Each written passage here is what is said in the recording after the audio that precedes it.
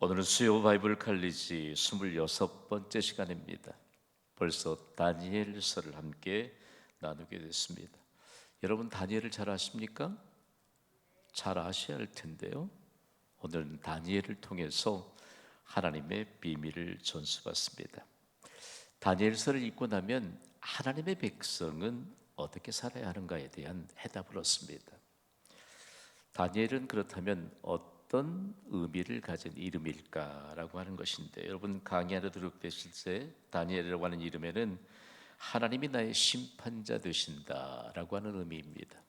다음으로는 하나님이 심판하시다라고 하는 구체화된 의미를 전달해 주고 있습니다.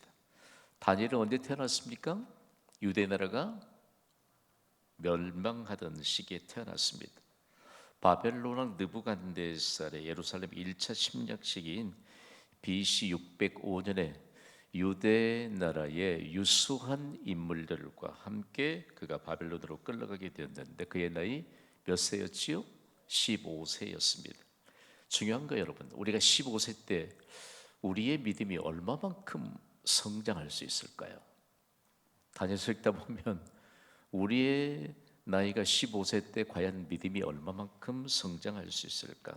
그런데 중요한 것은요, 다니엘이 바벨론의 포로가 되어 갔을 때 그 나라에서는 하나님을 향한 신앙심을 드러내놓고 표현하기가 어려운 시대였습니다. 그리고 실제적으로 막연한 기대감도 좀 가지고 갔거든요. 당시의 역사적인 문헌을 좀 읽어보면 사람들이 포로로 끌려감에도 불구하고 너무 안일하게 생각했습니다. 그러니까 평상시에 하나님을 찬양하고 하나님께 예배드릴 때 사용하던 악기도 가져갔던 사람들이 있었습니다. 그런데 그 악기는 아무런 소용이 없었습니다. 그러니까 그 악기를 그야말로 하나님께서 얼마만큼 하나님이 영광을 받으시기를 원하신가에 관한 내용들을 깊이 뼈저리게 느낄 수 있도록 그 악기로 하나님의 이름을 높이는 찬양을 하지 못한 채 바벨론 강가에 쭉 늘어진 나무의 가지에 그 악기를 걸어놓고 슬피 옵니다. 하나님께 마음대로 예배할 수 없는 그 상황에서 흘리는 눈물의 의미는 과연 어떤 것일까요? 중요한 것은요, 다니엘은 그곳에서 포로가 됐기 때문에 더 이상 예배, 기도 생각할 여력도 없겠지만 오히려 포기해야 될 그런 상황임에서도 불구하고 그는 그런 상황 속에서도 하나님을 향한 믿음에 관한 모든 내용들을 오히려 하나님 앞에 더 크고 더 아름다운 믿음으로 올려드릴 수 있는 그런 삶을 살아갈 수 있었습니다. 그의 나이 몇 세 때요? 15세 때. 놀라운 일입니다. 그래서 지구상에서 가장 강력한 사람의 힘이 작용하던 바벨론에서조차 다니엘의 신앙이 최고봉에 이르렀다라고 하는 사실들이 우리에게 충격과 도전을 동시에 줍니다. 다니엘은 이방 문화 가운데서도 믿음을 지킨 의인이었습니다. 60여 년간 바벨론 왕의 조언자로, 셋째 치리자로, 그리고 메대와 바사의 연합국의 총리로 쓰임받은 선지자였습니다. 그러니까 본국에 있을 때보다 훨씬 더 믿음의 영향력을 발휘하면서 역사적인 인물로 쓰임받게 된 사람이 바로 다니엘이라는 말씀입니다. 다니엘을 좀 이해하게 될 텐데요, 먼저는 다니엘은 믿음으로 살 것을 결단한 인물이었습니다. 오늘 어려움 어떻습니까? 수협에 나오시기에 어려움은 없었습니까? 수협에 나올 때 어려움 좀 없었을까요? 수협에 나오게 될 것을 결단하신 분이 계시면 아멘으로 화답하시기 바랍니다. 그런데 그냥 좀 나가야 되겠다, 이제 좀 나가야 되겠다, 실제적으로 권면도 좀 받고. 중요한 문제 하나는요, 하나님은 믿음의 결단에 대해서 매우 귀중하게 여기십니다. 여러분, 하나님이 말씀하시면 말씀을 통해서도 결단하는 은혜가 있기를 주님의 이름으로 선포합니다. 그러면서 믿음으로 살 것을 결단했는데, 이 유다의 역사가요, 여호야김이라고 하는 이 유대의 18대 왕으로부터 다니엘서의 역사가 시작되거든요. 중요한 것은 유다의 역사는 여호야김으로부터 인해서 애굽의 조공을 바치는 이와 같은 기현상이 일어났습니다. 애굽이라고 하는 강대국에 조공을 바치기 위해서 얼마나 많은 세금을 거두었는지 모릅니다. 그런데 중요한 것은 그가 하나님을 의지하지 않고 강대국 애굽 왕을 의지했는데 하나님께 대한 충성을 그는 강대국인 애굽 나라 왕에게 바쳤습니다. 그러면서 얼마만큼 하나님께 충성하지 않고 사람에게 충성했던 자신으로부터 유대 나라는 기울어지기 시작했다는 말씀입니다. 그러면 유다 왕 여호야김이 한 어리석은 일은 과연 어떤 것일까요? 우상을 숭배하는 애굽의 왕이 자신이 지켜줄 것을 기대했습니다. 여러분, 우리가 어떻게 하나님 없이 사는 사람을 의지할 수 있겠습니까? 중요한 문제 하나를 우리가 좀 더듬어 본다면 이 시대에도 하나님 없이 사는 사람들을 부러워하는 이와 같은 중심이 있다면 오늘 이 시간을 통해서 완전히 전환할 수 있게 되기를 주님의 이름으로 간곡히 부탁을 드립니다. 하나님을 신뢰하면 잘 삽니다. 하나님을 신뢰하면 우리의 자손이 잘 살 길이 열립니다. 중요한 것은요, 우리가 하나님 없이 사는 이방의 왕을 통해서 이제는 유대 나라를 징계하고 계시고 심판하신다는 말씀입니다. 여러분, 유대 나라의 왕이 애굽 나라 왕을 의지하니까 우상을 숭배하는 바벨론 왕의 느부갓네살을 통해서 유대 나라를 심판하십니다. 이때 바벨론의 포로가 된 소년 다니엘은 오직 믿음으로 살 것을 결단합니다. 중요한 문제입니다. 우리의 인생이 어쩌면 우리의 생각대로 진행되지 않을 수 있습니다. 어려운 일에 봉착하게 되면 그때일수록 믿음으로 살 것을 결단하는 자가 복이 있습니다. 그래서 우리가 쭉 다니엘서를 통해서 이 중요한 심지 하나를 이끌어낸다면 믿음으로 결단하다. 믿음으로 결단하면 됩니다. 믿음으로 결단하면 우리로 할 수 없는 일들을 하나님이 이루시는 놀라운 결과를 주실 줄 믿습니다. 다니엘을 이해할 때 믿음으로 모든 장애물을 극복한 사람이 바로 다니엘이라는 사실들을 우리는 함께 이해해야 합니다. 중요한 것 하나는요, 다니엘은 급변하는 세계 정세 속에서 67년 동안이나 이방 나라, 그것도 강대국 바벨론과 그리고 메대와 바사의 연합국인 이와 같은 중요한 선상에 서 있을 때 그는 67년 동안을 고위 공무원을 지냈습니다. 물론 뭐 학자들마다 그리고 어떤 연구 결과보다 좀 차이는 있지만 실제적으로 가장 권위 있는 학자들에게는 67년간입니다. 여러분 생각해 보세요. 15세 된 소년이 강대국의 포로로 끌려가서 67년 동안이나 고위 공무원을 지낼 수 있다. 하나님이 하신 일인 줄 믿습니다. 그러니까 믿음이 얼마만큼 중요한지 모릅니다. 중요한 것은 하나님이 고위 공무원을 지낼 수 있기까지 수많은 장애물이 있는데 장애물을 극복한 인물인데 다니엘이 장애물을 극복할 수 있었던 것도 다니엘 스스로가 극복한 것이 아니고 하나님이 장애물을 제거해 주셨습니다.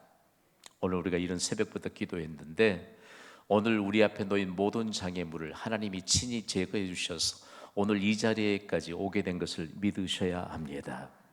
매일 하루 시작할 때 오늘 우리가 가는 길에 장애물을 하나님이 친히 제거해 주신다는 약속이 성경에 있습니다. 그렇다면 다니엘서는 어떤 구조를 갖고 있을까라고 하는 사실인데요, 하나님은 인간을 창조하신 때부터 선택권을 부여하셨습니다. 우리가 인생을 사는 동안 선택권을 부여하십니다. 그러니까 우리가 선택하면 하나님이 기뻐하실 일에 대한 선택을 하게 되면 반드시 영광스러운 결과물들이 있습니다. 그러니까 우리가 무엇을 선택하느냐, 다니엘이 무엇을 선택하느냐에 따라서 다니엘서를 학자들은 이렇게 해석합니다. 다니엘서는 다름 아닌 긴장의 책이다라고 그렇게 해석합니다. 또 갈등의 책이다, 이렇게 같이 교차적으로 해석할 수 있습니다. 여러분, 오늘 한 달 동안 그냥 너무 편하게 아무 일도 없이 이곳까지 오셨습니까? 그것도 괜찮을지 모르겠습니다. 그런데 여러분, 사람이요, 오늘 한 달 동안 지내오면서 순간순간 정말 하나님이 주신 믿음이 아니었다면, 하나님이 주신 지혜가 아니었다면, 그리고 하나님이 베풀어 주신 은혜가 아니었다면 오늘 이 시간에도 하나님이 우리에게 얼마만큼 하나님이 하신 일에 대한 증거를 보게 하시는데 우리는 오늘보다 더 영광스러운 내일을 분명히 맞이하게 될 줄 믿습니다. 흥미롭잖아요, 이 긴장.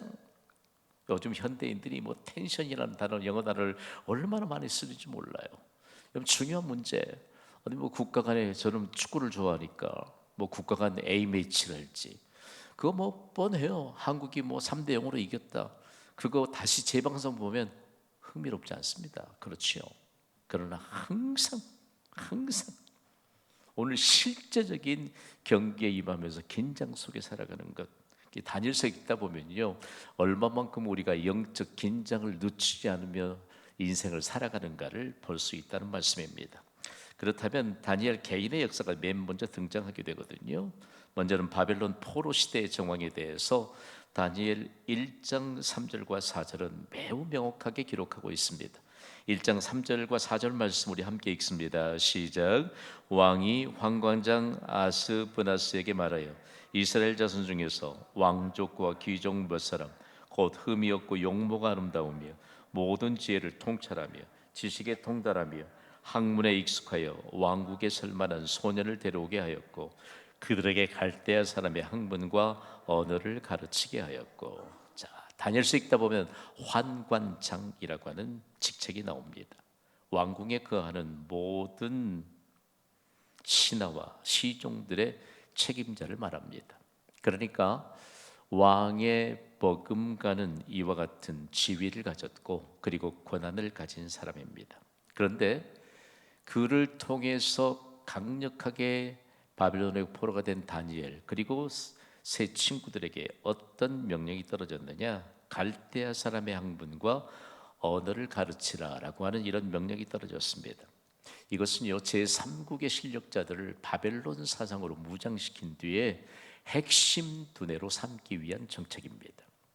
여러분, 구약시대 이 다니엘이 포로된 상황 속에서 바벨론으로부터 받았던 이와 같은 사상들, 현재는 과연 없는 것일까요? 여러분, 로마 제국은 느부갓네살 정책을 도입해서 더욱 발전시킨 대표적인 나라입니다. 영국 역시 대영 제국을 이루면서 이 제도를 확대시켰습니다. 미국의 역사도 마찬가지입니다. 그러나 바벨론 느부갓네살 왕의 정책에 다니엘은 그대로 따르게 되는 것일까요? 다니엘은 이런 정황 속에서 하나님을 향해 뜻을 정한 것입니다.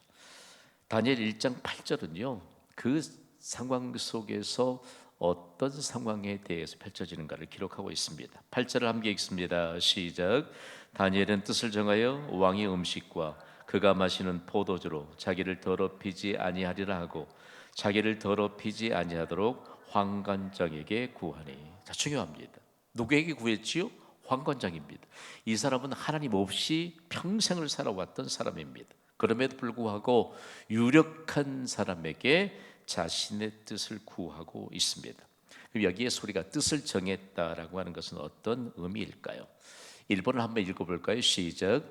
절대적 가치를 지키기 위해 모든 것을 포기한다. 여기에 핵심적으로 우리가 다니엘의 뜻을 정했다라고 할 때 최상의 가치, 절대적 가치인 믿음을 지키기 위해서 모든 것을 포기한다. 여러분 한번 생각해 보십시오. 얼마만큼 하나님의 강력한 역사심에 대해서 우리가 함께 나가야 될 것인가라고 하는 것을 가르쳐주고 있습니다. 여러분, 절대적 가치인 믿음을 지키기 위해 모든 것을 포기합시다. 별로 대답이 없으시네요. 절대적 가치인 믿음을 지키기 위해 모든 것을 포기하는 자가 복이 있습니다. 그리고 뜻을 정했다라고 할 때 하나님의 보호 아래 자신을 맡긴다는 것입니다. 여러분, 건강하게 사시기를 축복합니다. 하나님께 맡기십시오. 맡기셔야 돼요. 정말 맡기셔야 돼요. 정말 하나님께 맡기시면 이처럼 뜻을 정한 다니엘에게 있었던 것처럼 최고의 영예를 얻게 되는 놀라운 은혜가 임합니다. 중요한 것은요, 바벨론의 고급 관리로 등용되게 된 첫 번째 단계가 절대적 가치인 믿음을 지키기 위해 모든 것을 포기했기 때문입니다. 그렇다면 왕이 이제 황관장을 통해서 명령하는데, 다니엘의 형통한 미래가 보장된 왕의 뜻을 다니엘이 따르지 않을 것을 결단했잖아요. 그러면서 자신들에 관한 요구사항을 요구하는데 왕의 음식과 포도주에 관한 내용들을 우리가 조금 깊이 좀 생각해 봐야 합니다. 왕의 음식과 포도주는 바벨론의 최고의 신에게 바쳐진 제물과 제주를 말합니다. 제물, 제주, 제물에는 반드시 술이 따르게 되는데 이것을 일컬어서 최고의 산해 진미입니다. 그러니까 특권이죠. 특권 중에 특권인데 이처럼 바벨론 최고의 신에게 바쳐진 제물과 제주, 최고의 산의 진물을 다니엘과 그리고 그의 세 친구는 거절했습니다. 다음으로는요, 바벨론 왕이 가장 먼저 먹었던 음식입니다. 생각해 보십시오. 왕이 우상의 지배 아래 있음을 선언하는 일이 최고의 신에게 바쳐진 음식을 먹는 일이었습니다. 그러니까 왕이 가장 먼저 먹는 음식을 다니엘과 세 친구들에게 주겠다고 하는 특권을 줬음에도 불구하고 다니엘은 믿음의 양심상 거절했다는 사실입니다. 다음으로 왕의 음식을 통해서 바벨론 제국을 위한 우상 숭배자로 훈련됐습니다. 왕이 최고의 음식, 최고의 신에게 바쳐진 음식을 먹는 순간 바벨론의 왕이 우상 숭배자인 것을 온 국민에게 선포하는 것입니다. 그러니까 다니엘과 그의 세 친구들이 이 음식을 먹는 순간 하나님을 경배하는 사람이 아니요 이방의 나라가 숭배하는 우상을 숭배하는 우상 숭배자로 훈련되는 것에 대해서 인정한다는 것입니다. 자, 바벨론의 언어, 역사, 미신 등을 주로 이 음식을 먹으면서 배웠습니다. 여러분, 우리가 배우지 않아야 될 문제입니다. 가끔씩 그런 곤란한 상황에 부딪히기도 합니다. 우리나라 정서에 굉장히 술에 관대하거든요. 술은 누구에게 배우라고 여러분 배웠습니까? 어디 가서도 유도심을 넘어가가지고 그러지 마세요. 그러지 마세요. 우리가 배우지 않아야 될 것에 대해서 강력하게 다니엘이 믿음으로 물리쳤다. 실제적으로 이방의 문화에서 보면 특권을 거부했다라고 하는 것인데요.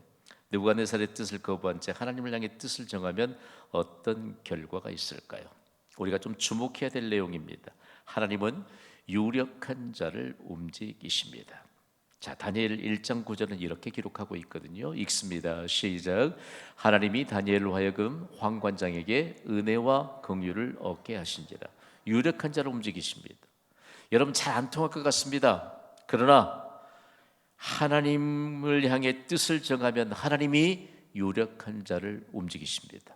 그 나라에서 다니엘에게 가장 유력하게 자신의 뜻을 따라 살 수 있는 길은 환관장이었습니다. 그런데 그 환관장을 누가 움직였지요?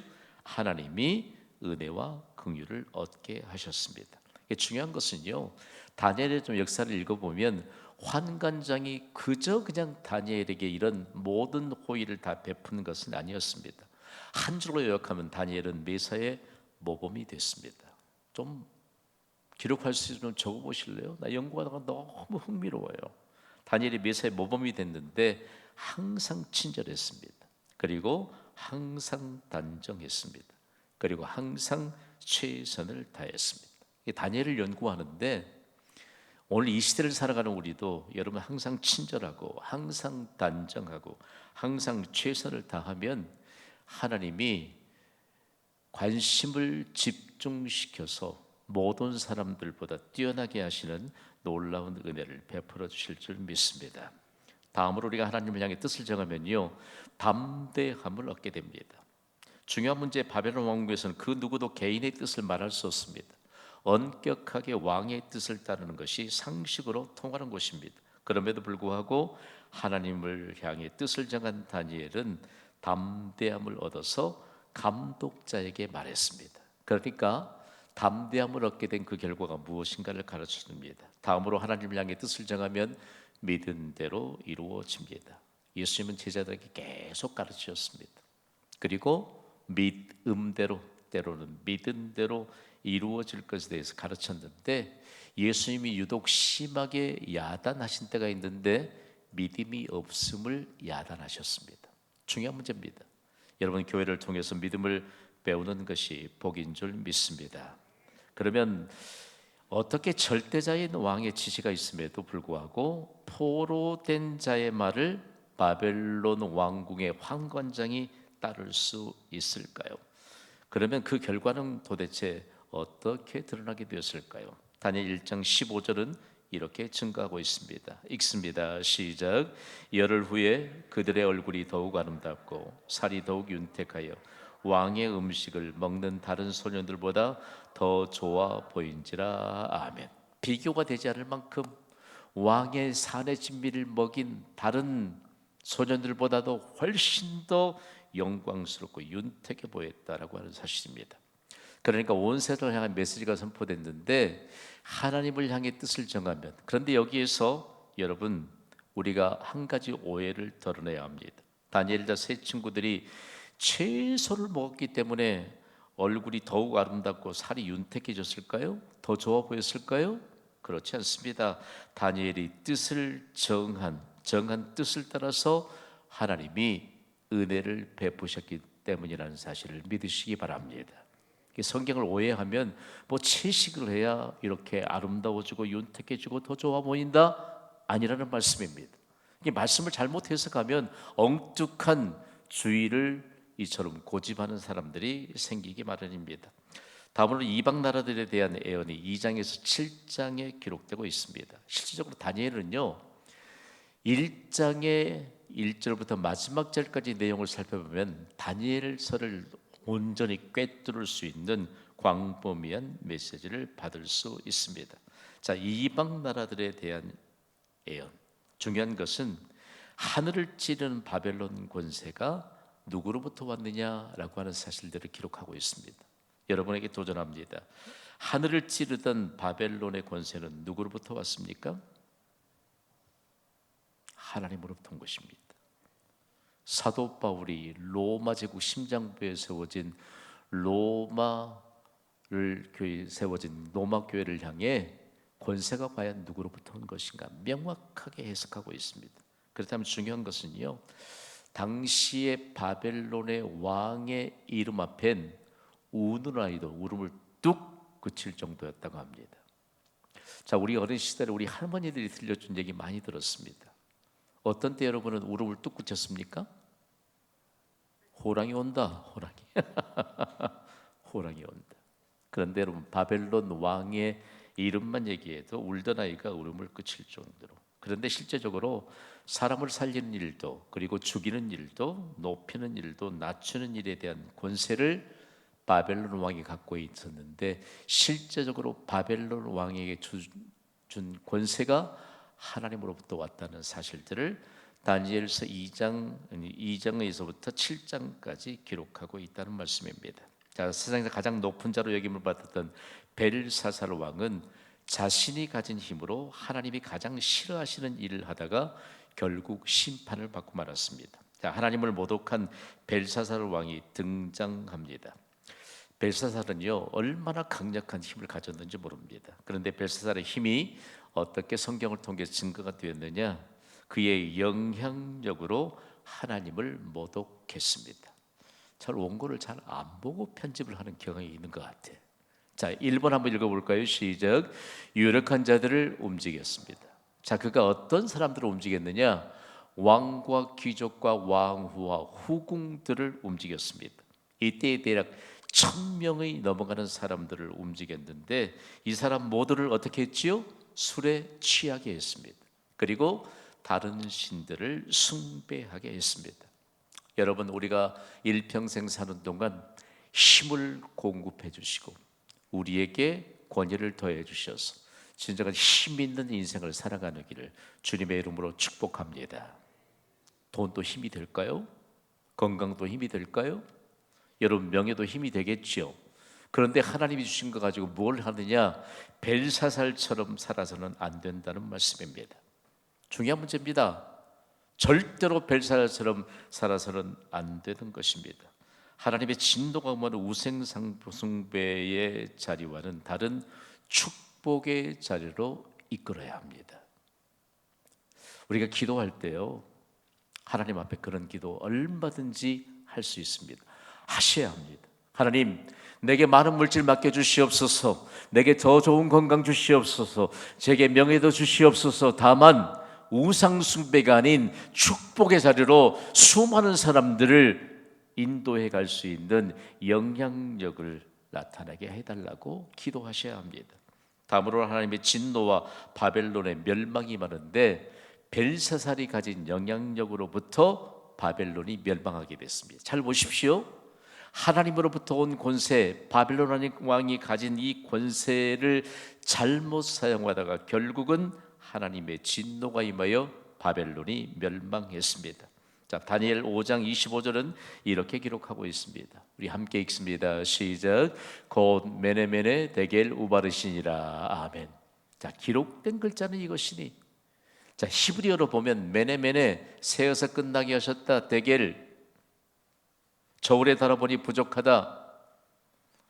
우 그리고 이건 접속사입니다. 바르신 바로 나뉘어서 준바 되었다라고 하는 의미입니다. 4개 단어입니다. 한번 따라해 보시다. 띄워봐요. 메네메네 시작. 메네메네 데겔 우 바르신 이 4개 단어 앞에 벨사살 왕이 완전하게 무릎을 꿇습니다.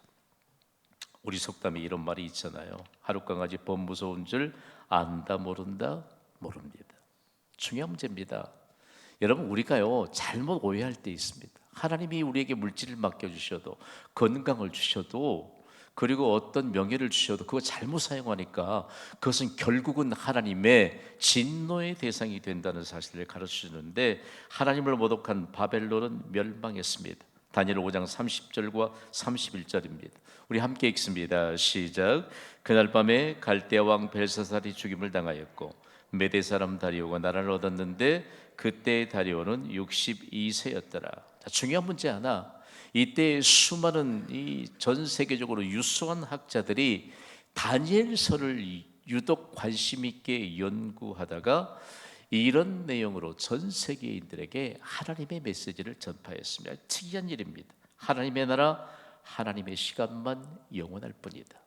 제가 바벨론 하면 여러분은 절대로 망해서는 안 된다고 선포해 주실래요? 바벨론 절대로 망해서는 안 됩니다. 망해서는 안 돼요. 그러나 바벨론의 시간은 영원하지 않습니다. 하나님의 나라, 하나님의 시간만 영원한 뿐인 줄 여러분 믿으시기 바랍니다. 마지막 부분에서는요, 이스라엘에 대한 예언이 8장에서 12장까지 기록되어 있습니다. 먼저는 사람을 죽이느냐 살리느냐에 관한 문제, 다음으로는 하나님의 백성은 어떻게 살아야 하는가에 관한 내용들을 가르쳐주고 있는데 다니엘 12장 3절 말씀을 우리가 좀 결론의 메시지로 함께 좀 받기를 원합니다. 12장 3절 우리 함께 읽습니다. 시작. 지혜 있는 자는 궁창의 빛과 같이 빛날 것이요 마른 사람을 옳은 대로 돌아오게 한 자는 별과 같이 영원토록 빛나리라. 아멘. 중요한 문제입니다. 자, 오늘 우리에게 있어서 지혜 있는 자, 성경은 항상 우리에게 지혜는 하나님과 동격인 것을 가르쳐주고 있습니다. 여러분, 지혜는 하나님으로부터 옵니다. 지식은 사람이 얼마든지 쌓을 수 있습니다. 중요한 것은 우리의 주변을 잠시 돌아보면요, 우리가 사는 세상은 풀려지지 않는 문제들로 가득 둘러싸여 있습니다. 왜 그렇게 내로하는 지식인들이 하나님 나라에 들어가지 못한 채 지옥에 들어가게 될까요? 하나님으로부터 지혜를 얻지 못했기 때문입니다. 그러니까 다니엘서를 통해서 신약 성경이 얼마만큼 귀중한 해석을 가져다 주는지 모릅니다. 여러분, 지혜는 예수 그리스도와의 깊은 교제를 나누면 최고의 지혜를 얻습니다. 사도 바울이 대표적으로 골로새 교회를 향해서 도전하고 있습니다. 골로새 2장 3절 우리 함께 읽습니다. 시작. 그 안에는 지혜와 지식의 모든 보화가 감춰져 있느니라. 아멘. 그는 다름 아닌 예수 그리스도입니다. 세상에서 가장 지혜로웠던 사람 하면 솔로몬 왕을 꼽습니다. 솔로몬은요, 그가 얼마만큼 자신의 경험을 토대로 지혜에 관한 내용들을 중요하게 다루는지 그가 쓴 잠언 4장 7절에 이렇게 기록하고 있습니다. 읽습니다. 시작. 지혜가 제일이니 지혜를 얻으라. 내가 얻은 모든 것을 가지고 명철을 얻을지니라. 아멘. 중요한 문제 하나입니다. 자, 지혜는 하나님과 동격이라고 했는데 지혜라는 말을 예수라는 말로 바꾸어서 읽어야 합니다. 예수가 제일이니 예수를 얻어라. 여러분, 예수가 제일입니다. 예수가 제일입니다. 예수가 제일입니다. 중요한 문제 하나 우리가 좀 풀려지지 않을 때 예수, 예수, 예수, 예수의 이름을 선포하면 모든 일에 충분하게 될 줄 믿습니다. 예수는 모든 일의 시작이요 모든 일의 마침이 되시기 때문입니다. 이 은혜로 우리의 일평생을 살아가시기를 주님의 이름으로 축원합니다.